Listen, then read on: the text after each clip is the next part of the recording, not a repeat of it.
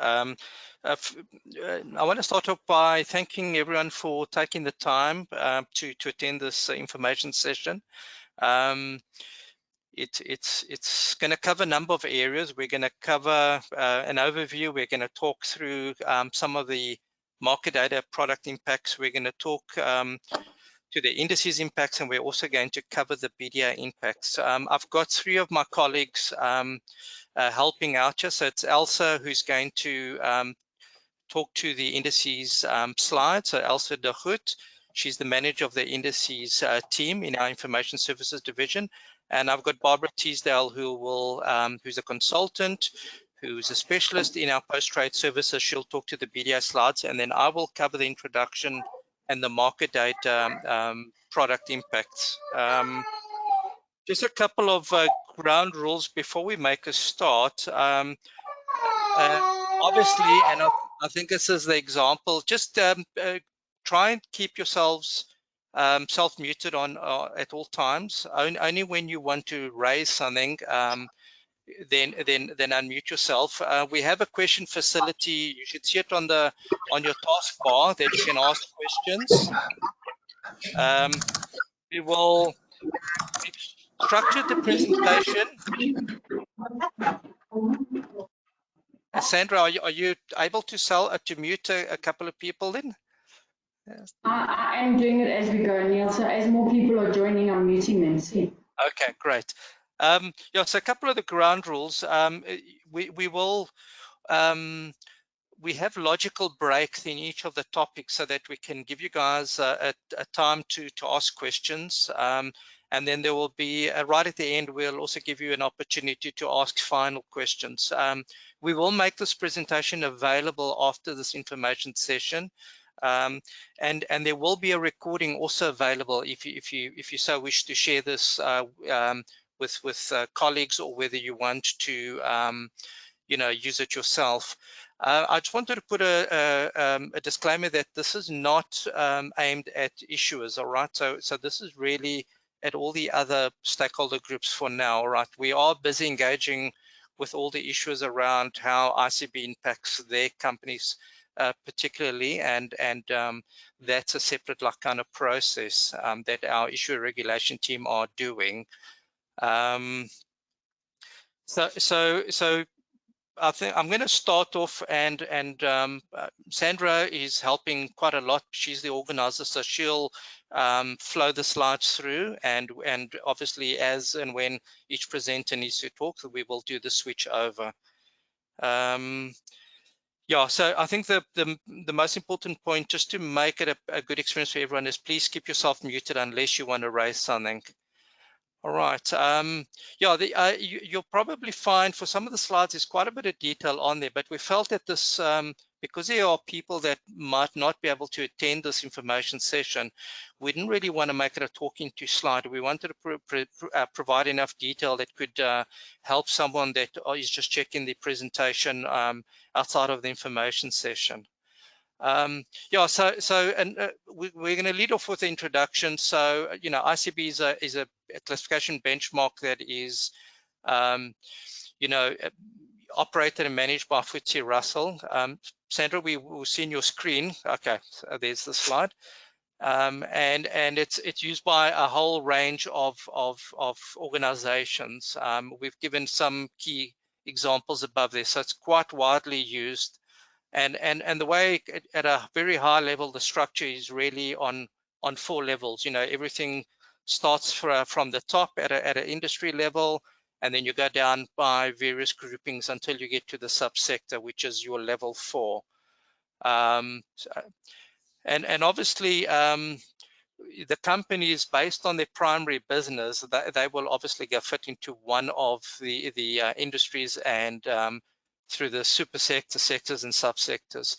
A very important thing to note here, and I've bolded it here just for very high visibility, is that the changes will go live on Monday, the 21st of September, 2020. All right, so it's still quite a while away, but you'll see as we go through the slides, there is quite a lot of impact. So I think I'm highly recommending that you make an early start on and analyzing the impacts to your company and planning those changes. Okay, thank you, Sandra. Yeah, this is just something just to some of the key changes. So there's now a separate real estate industry. There's the expansion of the telecommunication industry, and there's an adoption of a new framework, and there's a renaming of the oil and gas to ICB Energy. I've added this little table at the bottom there. That's just a high-level grouping of changes. We'll obviously provide all the detail. So we're trying to keep this very high level, this presentation, and because there will be lots of detail coming through. And to help you, we've put in a link to a FTSE Russell document that it provides also quite some useful information. Sandra's pointing to it right now. So that is a good read as well. We've obviously tried to keep very high level here because obviously there's lots of a lower level detail that goes with this. Thank you, Sandra. All right, so that was just really just to give you like a intro and a high overview. We're now going to move into the market data product impacts. All right, so I'm going to talk a lot around equities, and I think for you guys that are familiar with it, it won't be Greek, but just let me start off by saying that right now for our equity market end of day products, we provide it in a very special format that we call fixed width, and fixed width to us means that every field is provided in very precise positions. Okay, so it's not like CSV where you literally just provide the order of the fields, and you're not as concerned about the preciseness of the position other than the sequencing. Obviously, by going for a fixed width format, there are some impacts, because the moment you make a field wider, you impact all the starting positions of all the fields that follow. Okay, so one of the key impacts is a field size increase to the sector and subsector code field. So they're going from 4 to 8, to cater for future expansion. The sector and subsector code fields are included in a wide range of the equity data records. So the impact is quite widespread. But because we provide a whole range and people can subscribe to the records that they're interested in, the impact is going to vary based on the number of records that a party subscribed to that is impacted. Okay, so once we send out the detail, and we've already provided the specs document, reconcile the impacts against the record that you subscribe to, because then you'll get a sense of the records, the level of impact for your particular company. Having said that, one of the big changes is that the sector field is the first field in the leading portion of literally every data record. So as you can imagine, because it's in the leading portion of every data record, the change affects a lot of indices data records. Okay, so there's already a huge impact coming in. We also have a very special 2 records, DSO4 and DSO5, where we provide sequence orders, display and print order sequences, and that's really to guide clients in understanding, and especially the print media, in knowing how the order that they should display the structures and the different sectors and industries. Now that order, we're still busy trying to get it firmed up. So we will provide an updated spec document once we've got the order firmed up, and it's really sections 11.2.4 and 11.2.5 that is affected in the spec document. So I think there's literally below 15 companies that subscribe to these records. So it's really for them. For everyone else that don't subscribe to these records, the spec document that we release will suffice. The big thing is, because of, as you can imagine, the changes coming through right at the first leading portion, the changes for the JSE as well as clients is quite huge. So we're busy with an exercise to actually do all the development, we've done the development. We've just got our guys doing some internal checks, and then we'll provide the test data files in due course. Okay, so we've already released the equity market spec document. It was released on the 31st of March, as seen below, version 8.1, and we will provide in due course the test files that go with that spec document, so clients can actually have some test data to work with. Okay, thank you, Sandra. All right, indices is a much more complex beast, unfortunately, and just bear with me, and there will be a question section at the end of this market data section, where you guys can ask as many questions as you want. Obviously, same kind of process as equity record. So this slide talks to the fixed width data records that we provide for indices. So the key changes once again is changes to subsector fields. Now, point 2 is extremely important, and I even bolded one section there, and I just want to give you some context. So we've decided as the JSE to move away from fixed width as a format. We sort of appreciate that that's a format that might have served a purpose a number of years back, but it's not the format that is like in best practice and a format that is used by a lot of clients. So we are going to be moving strongly away from fixed width. So it's on a sunset path.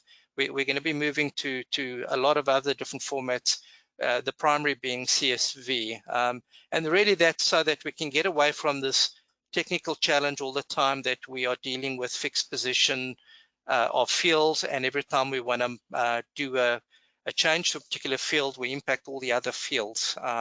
Moving to other formats that are much more user-friendly is going to give us a lot more better experience for ourselves and for our clients. Now, with that context, we seriously deliberated what we were going to do about the fixed width data records for indices because of the degree of impact, and also because of our intention to move to CSV format. So we decided that what we're going to do is we're going to blank out the existing sector fields in the indices fixed width record. So we're not going to make the fields wider. So we're not going to do any sort of like field position changes to the fixed width records.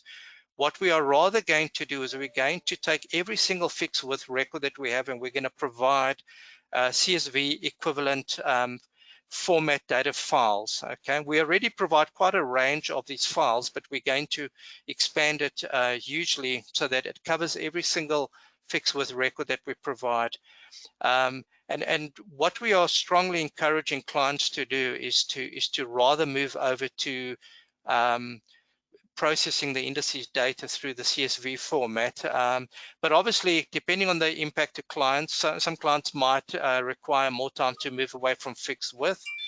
So we will obviously still keep the fixed width going.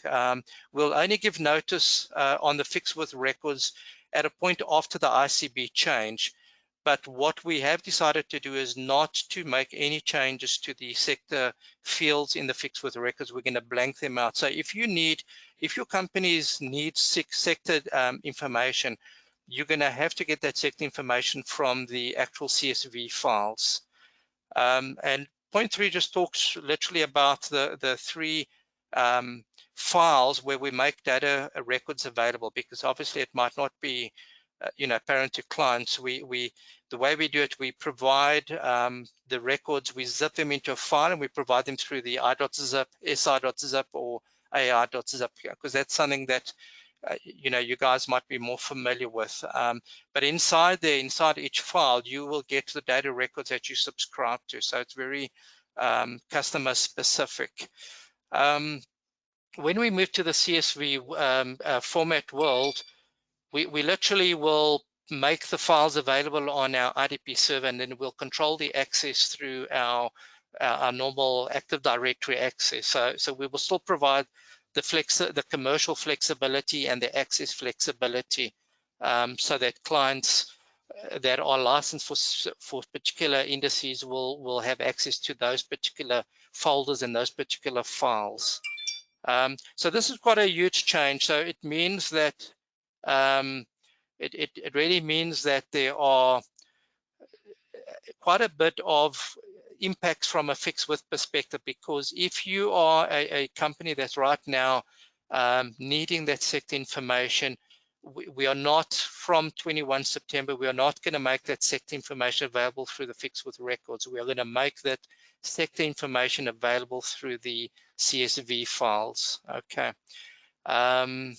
We will provide we've already provided the fixed with specifications document, but we are working on the CSV specification documents, and we will provide them in due course, and we will make sure to provide test data for the fixed with format for indices, as well as test data for all the CSV files also in due course.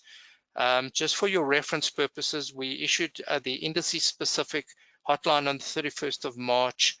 And it was reference number 73. If you want to look out for that. Happy if you guys want to see that notice and haven't received it yourself personally, I'm happy to provide it on to you. Sandra's just alerted me to the fact that the slides are a bit delayed, so I'm going to slow myself down.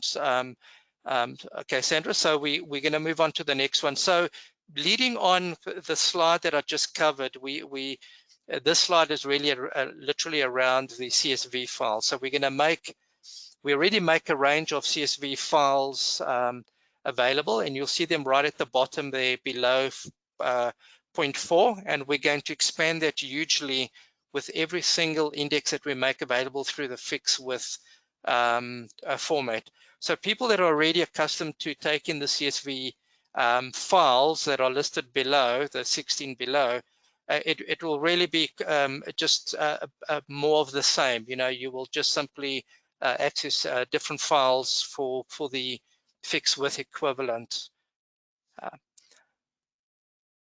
So 0.4 bolded and underlined, because I wanted to really make that stand out, is just to make it absolutely clear that we will not provide sector information from the fixed with records from the 20th of September. So if you want to get sector information from the 21st of September, the only way you're going to get that sector information is from the indices CSV files.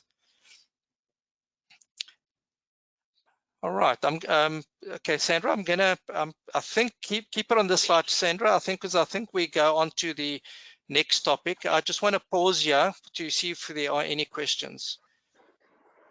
Okay, Neil, I'm just waiting to see. Nothing so far, but just give anybody a chance that wants to unmute or send a question. Yeah, just to you know, while we're waiting, just to let you know, and it's lower down in the presentation, that we will provide you with an email address, mdproducts@jse.co.za.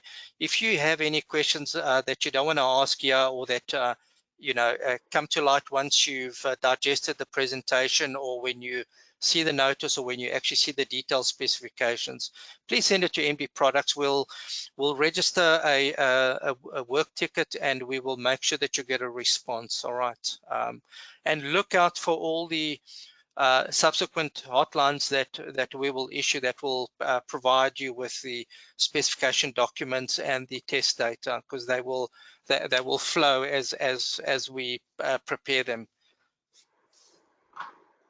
Okay, Neil, no questions, so I suggest we move on.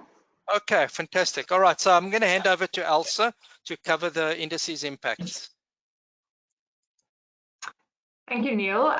Good morning. Can everyone hear me clearly? Sandra? Elsa, I can hear you. Thank you. Okay, great. I'll continue then. So, Sandra, we can go to the first slide, please. So each company in the ICB universe is allocated to the subsector that most closely represents the nature of its business, and the allocation is determined by the company's primary source of revenue.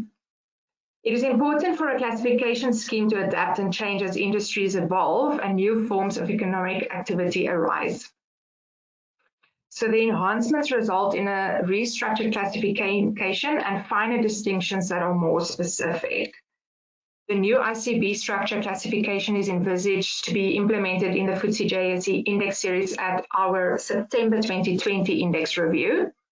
And as Neil has mentioned, it is important to note that the subsector code will be expanded from the current 4 digits to 8 digits, which would obviously then have quite a large impact. Thank you, Sandra. The FTSE JSE All Share Index is currently split into 10 ICB industry indices, so one for each industry, and there are 40 sector indices according to the current ICB structure. The ICB structure is also used to define the FTSE JSE SA sector indices, so those are the SA Resources, SA Industrials, and SA Financials indices. The new ICB industry and sector indices will be launched with new names and index codes that correspond to the new ICB structure. Thank you, Sandra. Oh, sorry. Okay. As a result of the enhancements to the FTSE Russell industry classification benchmark, there are a few changes envisaged for the FTSE JSE index series. So the index codes and names will be representative of the enhanced structure and will change accordingly. The change to indices will only impact ICB indices and not any tradable indices. So all share, top 40, all those indices will remain unchanged. It is only the industry and sector indices and subsector indices that will be impacted. So for the industry indices, the replacement of the existing 10 industry indices with 11 new indices. On the sector indices, we currently have 40 sector indices, which will now be replaced by 44 new indices. It's important to note that the non-equity investment instrument sector is excluded for indices because these companies are not eligible for the index series. That's why there's one less sector here. And then the subsector indices, those 5 subsector indices will be decommissioned. The SA sector indices, there will be definition changes to that, so the financials, industrials, and resources, but it will maintain the existing logical classification. Thank you, Sandra. Okay, done. So under the current ICB structure, there are 5 subsectors that fall under the mining sector. But with the enhanced ICB structure, these subsectors will no longer be grouped under the mining sector. With the introduction of the enhanced ICB structure, coal has now been classified under the energy industry and no longer under basic materials as per the current structure. Under the enhanced ICB structure, the general mining subsector will fall under industrials, metals and mining, and the diamonds and gemstones, gold mining, platinum and precious metals subsectors will fall under precious metals and mining sector. Due to these subsectors not forming part of one sector anymore, FTSE JSE will decommission the ICB subsector indices following the implementation of the enhanced ICB structure. Thank you, Sandra. The current SA sector classification is a local classification structure that is based on the ICB structure. The SA sector classification will keep the existing 3 sectors unchanged and update the ICB mapping to the enhanced ICB structure. So there will be some definitional changes to the SA sector to maintain the existing classification. Therefore, the new real estate industry, which will now be carved out as a separate industry, will still remain under the SA Financials category in order to ensure the continuity of the SA sectors. All of the SA sector indices will remain with their current index codes and index names. So there will be no changes to that. That will remain unchanged and it will just follow as it is at the moment.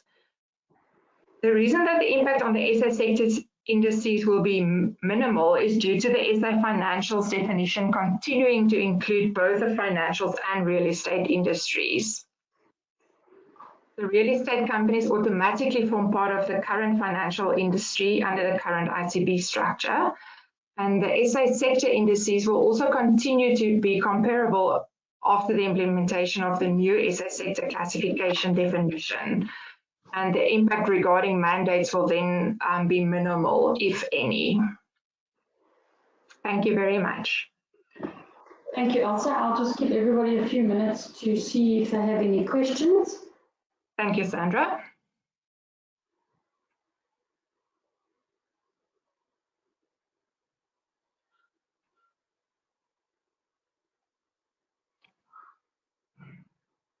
Okay, I don't see any questions for now, so let's move on to BDA and Barbara.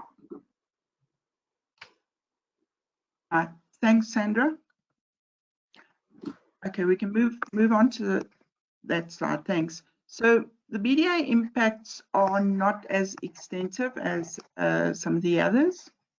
We'll deal with members' impact first. So from an online point of view, the only change that will be visible is on the instrument maintenance screen, INSTM, where the details panel will now show the 8-character sector code. Client statements, this will impact your XML client statements, where again the sector code tag will increase from 34 to 38 characters so that we can use the 8-character sector code. And the fill at the end of that file will be reduced by 4 characters. Reports, there's only one report that has been impacted by this, which is the PAC DLH report, which is the account deal history report. And again, this report will now show the new sector code and as the ICB sector code as opposed to what it was called, which was the JSE code. And it will be showing the full 8 characters. For members dissemination, the brokers, there are 3 card codes that have been impacted. So it is card code 92 for the instruments, card code 95 for the portfolio balances, and card code 96 for the holdings for portfolio. In each case, the ICB sector code, the new code, will be included at the end of the record. So it will reduce the filler on these card codes by 8 characters. And the original sector code field on each of these card codes will be filled with spaces in future. So it shouldn't change any of your spacing or anything. We just will be adding it to the end and reducing the fillers. Now, these were sent out in Hotline on the 3rd of April, Hotline 76 this year, and we will be providing the test data at a later stage. You will see in the Hotline, those of you that have seen it, that the changes will only go into BDA in about mid-June. So we don't expect any test data before the end of June. Thanks, Sandra. Thank you, Barbara. Does anybody have any questions on the BDA files? Sandra? Yes, Barbara. Sandra, there is another slide. Yes, oh, sorry, you're right. Sorry. Right, so next we'll come to the institutional changes. The institutions, same card codes and same impact. So it's card codes 92, 95, and 96. And it will be handled in exactly the same way, that it will be added to the end of the records. Fillers will be reduced and the regional sector code field will be filled with spaces. This has not yet been disseminated in forms of a hotline, but it will be going out shortly. And the specification, the institutional specification, will be sent out with that hotline. And again, test data will only be available towards the end of June. Thanks, Sandra. Thank you, Barbara. Sorry, I called those questions earlier. Does anybody have any questions on the BDA dissemination files or the BDA changes?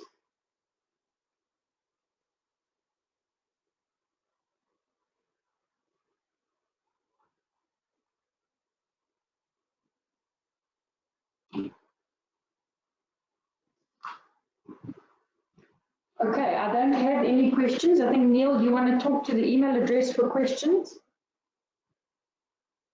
Yes, thank you, Sandra. Yeah, as I mentioned before, right at the start, you know, we want to make sure that everyone that's impacted has all the right information. So please don't hesitate to send any questions, comments, concerns to mdproducts@jse.co.za. We've got a couple, myself and a colleague that will man this email address. We'll make sure we get you'll get a work ticket, and we'll make sure that it gets to the right people if we can't answer it. And we've also put we will start building up our information that we make available through our website. We've got this web address here that is at the bottom there. We will build that up, and we will very likely also put a FAQ there as well, but it will have a lot of useful information as well there, and it will be almost like the central place to pick up on anything that relates to ICB. So it will have information related to all the three topics as well as general information. Yeah, I think this is the last opportunity. Once again, I just want to thank everybody you know, for the time. We will send out this presentation. We'll make it available. The recording will be also available on request. So please let us know through MD Products if you want the recording. Yeah, and then I'm really going to give now the absolute last opportunity for anyone to raise any questions. Okay, well, while we're waiting for questions, so we will also upload the presentation to the ICB page that we've put together. And the idea is that it's one consolidated set of all the documentation for clients to make it convenient to find everything in one place. And as Neil says, you will be able to watch the recording of today's webinar at your own convenience by following the same webinar link, but we will make it available. Neil, I don't have any questions coming through. Yeah, thank you, Sandra. I just want to end off with one last profound statement, and I hope I'm going to be true to it. This change is really mandated, you know, to us. So the 21st of September is a non-negotiable date. So I just want to make it very clear. So we the JSE are going to be actively working on that on the changes, and we're going to be actively communicating to it. So please, there's a lot of change involved depending on the kind of products and records and indices you work with, and the impact will vary. But please don't leave us too late. There's understand the impact to you and start making the plans to accommodate the changes, because the 21st of September is going to be an immovable date. Thank you, Sandra. I think that's my last contribution. Thank you, Neil, and thank you to everybody who has participated today.